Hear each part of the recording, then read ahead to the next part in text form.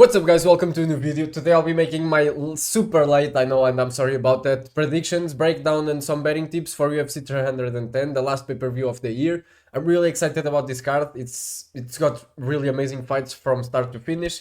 So first of all, I just want to apologize for being so late. I wanted to do a breakdown of Ian Gary against Shavkat Rakhmonov. I wanted to do a breakdown of Pantoja against Kai. I just honestly, this week I was sick, last week I was lazy, so I have no excuses for you guys. I promise, and I really promise, I'll keep you guys updated more regularly. But yeah, what can I do? Just release this one today, so let's go. First fight, Kennedy against Lucas. I won't try to say their surnames because I just spent 10 minutes trying. Kennedy comes from the lighter division, he's 13-5. Lucas 9-5 from Poland. Honestly, I just think Kennedy will have an easy fight in this event. I think Kennedy will manage to be a good heavyweight, just like I think that most of the light heavyweights called. I know that Lucas Tracy talks about it, and I agree completely with him. I think that Johnny Walker, my favorite fighter, should move to heavyweight. I know he has some risk of getting knocked out against the top 5 guys, but at least you'll be in the top 5 guys, you know, a top 10 at least. So yeah, Kennedy is the same. I think he won't be champion, but I think he can be top 10 for sure. And I don't think Lucas will be the guy to stop him. So I'm going with Kennedy by wherever way he wants. Next fight, we got Clay Guida against Chase Super. I really like Clay Guida. I really like Chase Super. Chase Hopper. I don't know which one of them it is. Both of them are really likable, and they are a bit of opposites, because we've been seeing Chase Super for a while now, but he's still really young. Clay Guida, the exact opposite. We've been seeing him for a really long time, and he's on the edge of still getting a wins to maybe if he gets 2-3 losses in a row, retiring. One thing that I can tell you right now, the height difference, it's really big. 5'7", which is my weight, which is 170, against Chase Super 6'1", which will probably be like 180, 182, something like that. So that's a big difference. Not only that, I just think Shea Super is better, especially especially physicality wise, and even skill wise. I think Clay Guida has like that dog in him, but Shea Super, man, I watched his last fight, so I can't go against him. I'm going with Shea Super for the win. Next fight, we got Michael Chiesa against Max Griffin. Michael Chiesa has just defeated Tony Ferguson. I'm really sad to say this, but that's not a good win anymore. Max Griffin doesn't really push me, doesn't put me on the edge. I want to see the odds, and Max Griffin is actually the favorite. I really don't rate this guy, so I'm going with Michael Chiesa just to pick an underdog. Next fight, my weight class, Cody Durden against Joshua Van. Also, guys, I'm sorry about my voice because I have my nose completely blocked. So yeah, that's it. Cody Durden, 5'7", my weight again, 170. Joshua Van, 5'5", a little smaller guy, but I really like this fighting style, man. It's for me, he's going to.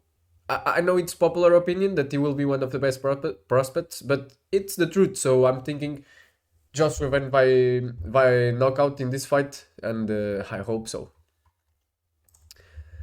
To finish the early prelims, we got Chris Weidman against Eric Anders. Chris Weidman, for me, it's time for him to go, so I'm going with Eric Anders. And yeah, the records are basically the same, 16-7, 16-8, but Chris Weidman has been here for a long time. He's got the leg surgery, so the last fight with the eye pokes and stuff like that, I'm just going with Eric Anders. To start the prelims, we got Randy Brown, which I really like because he's a YouTuber like me, against Brian Battle, which I really like because he's a crazy guy like me. Yeah, Randy Brown, 19 wins, 5 losses. Brian Battle, 12 wins, 2 losses, so less experience. Jamaican against American, yeah, I guess. 6-3 against 6-1. Randy Brown has a really good use of his long reach. You know, he has good elbows, good knees.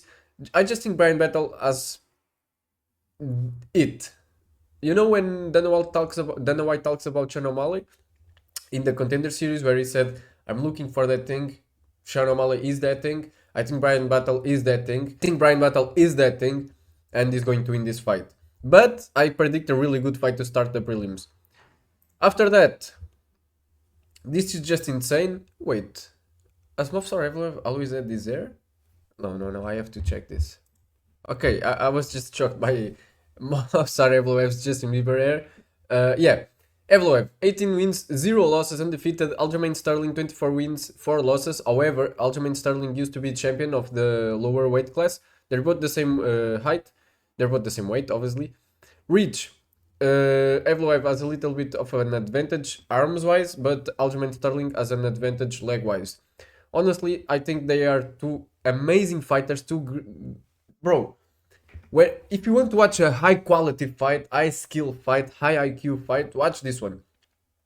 I just think that Evloev won't lose anytime soon. I think he's going to fight for the belt. So yeah, I'm going with Evloev in this fight. Probably decision. Vicent Luke against Temba Gorimbo. Vicent Luke 22 wins, 10 losses. Temba Gorimbo 14 wins, 4 losses. Vicente Luke has a lot of experience, which can be really good. However, Vicente Luque has not been the same that he was before. So it doesn't matter who he fights. Obviously, there are a few exceptions. I will pick him against Nick Diaz, for example. But it doesn't matter who he fights. Most of the times, I'm going to pick his opponent. And in this case, Timba Gorimbo, I don't think he's going to be a champion, but I think he can beat Vicente Luque at the phase he is right now. So yeah, Timba Gorimbo for the win. To finish the prelims, we got Dominic Reyes against Anthony Smith. I'm never picking Anthony Smith against anyone, that's the truth, so I'm going with Dominic Reyes. And I think Dominic Reyes also is a good fighter. So I'm not just hating on Smith, but Smith is on. It's time to go, man. 38 wins, 20 losses, bro. What the hell? It's good for the experience, but it's bad for the brain and it's bad for the body. And it's time. It's just time. And I think Dominic Reyes will put an end to this. And I think Anthony Smith, being the main fight of the prelims, should just take this opportunity to retire, because if he keeps going down, down, down, down, down, it's not good for him. Man, he used to fight for the belt. Nate Landwehr against Duo Choi. Nate the Train, 18 wins, 5 losses. Duo Choi, 15 wins, 4 losses. United States against South Korea, I'm sorry. And yeah, this fight, it's also a good fight. I don't think both of them have what it takes to be a champion. As most of the fighters we see, obviously, only one can be champion. But I like Nate the Train fighting style. I like his personality, his character, if you can call it that. And I'm going to pick him to win the first fight of the main card. Bryce Mitchell against Kron Gracie. Bryce Mitchell 16 wins, 3 losses. Kron Gracie 5 wins, 2 losses, but he is a Gracie, so be careful. Nah, I really don't believe in that. I know the name has some weight in it, but man, we gotta watch out the fights, and Kron Gracie gives me no hope at all. I know he has one of the best jiu-jitsu, but Bryce Mitchell really has a really good jiu-jitsu, and he has the rest. So unless he was really changed after his fight against Josh Emmett, I think he can take this fight easily. After that, we got Cyril Gane against Alexander Volkov 2. This fight has happened before. Cyril Gane won. Cyril Gane, 12 wins, 2 losses. Alexander Volkov, a lot of experience, 38 wins, 10 losses. Gane has come off the loss against John Jones, if I'm not mistaken, because he's really an inactive fighter now, unfortunately. Volkov has come against his win against Spivak. And man, it was an amazing win. I just think that Cyril Gane, unfortunately, can always take Alexander Volkov striking wise, and I do not think Volkov will focus on the wrestling, so I'm going with Cyril Gane again by win. Maybe decision, maybe TKO when Volkov sees that he's losing and tries to take him down. Yeah, but that's my prediction, Cyril Gane. Shavkat Rakhmonov against Ian Machado Gary. Shavkat 18-0, Ian Machado Gary 15-0, so this is amazing, 2 undefeated guys. I know people hate a lot on Ian Gary, and I do also. But we have to respect, because he had a fight next week, and he chose to leave that one to fight against Shavkat Rakhmonov, because he sees what this can bring to him, which is the belt, and I really respect that, because who wants to fight Shavkat? We know not many people do, right, Usman? Yeah, anyways. Shavkat, for me, Shavkat for me has the advantage, and I'll explain you why. Not just because I like him more, which I do, but Ian Gary is super complete. He has good striking, good wrestling, good jiu-jitsu. Shavkat, I believe, has good wrestling, good jiu-jitsu. Striking is good, but he leaves his head too still. I've seen Moicano talk about it, and it's true. We don't see Shavkat doing this kind of things. We see Shavkat doing this. So why am I picking Shavkat? Because it's not that Ian Gary is on this level and yeah, you can see it on the camera. It's not that Ian Gary is on this level and Shavkat is here. They're like this, you know. But grappling wise, Ian Gary tries to do control. You know, I watched this fight against MVP again, and I understand it's one of the greatest strikers, so it should be easier to submit him. But Gary just holds and okay, I'm winning the decision. Let me keep him here. You understand what I'm trying to say? Meanwhile, Shavkat, if he grabs you, you're fucked, man. You're fucked. He submitted Wonderboy. He submitted Geoff Neal in the late rounds.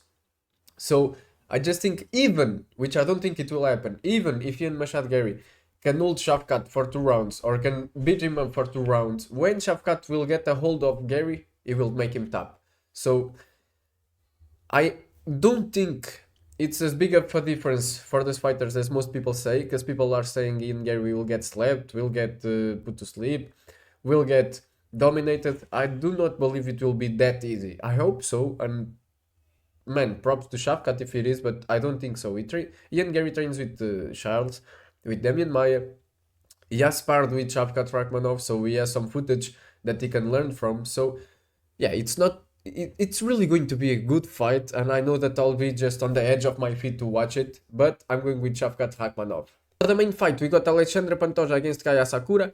Pantoja from Brazil, Kai Asakura from Japan. This is a fight, this is two nationalities fighting each other that we haven't seen in the UFC for a while, at least that I remember.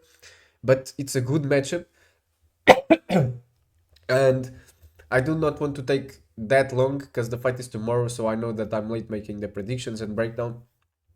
So I'll just say, really simplify that you can either pick Pantoja by submission or domination in the grappling wise, or you think that Kaya Sakura can knock him out. Which one do you believe? I believe that Pantoja will manage to control the fight and win this. Yes, there's a world where Kai can knock him out, but there's a world where I can knock him out. Obviously, it's not the same odds, but you understand my point. I just think Pantoja, if my life depended on it, I will pick him. So I'm going to do that. And I believe Pantoja will win a decision or actually maybe submit Kai. So yeah, that's my final prediction for the main fight. I hope you guys enjoyed the video, even if it's super late. I understand this won't get as many views as it could, but don't worry, because I will milk the post-fight videos. See you soon, guys. So there was one big thing I forgot to mention. Every numbered card I'll be doing from now, I'll put my predictions. My two friends that I usually watch UFC predictions also, so we can compare them at the end of every month. And my hope is that at the end of the year, whoever wins gets a prize. So we'll check on that later, but for now, I'll leave the predictions on this table.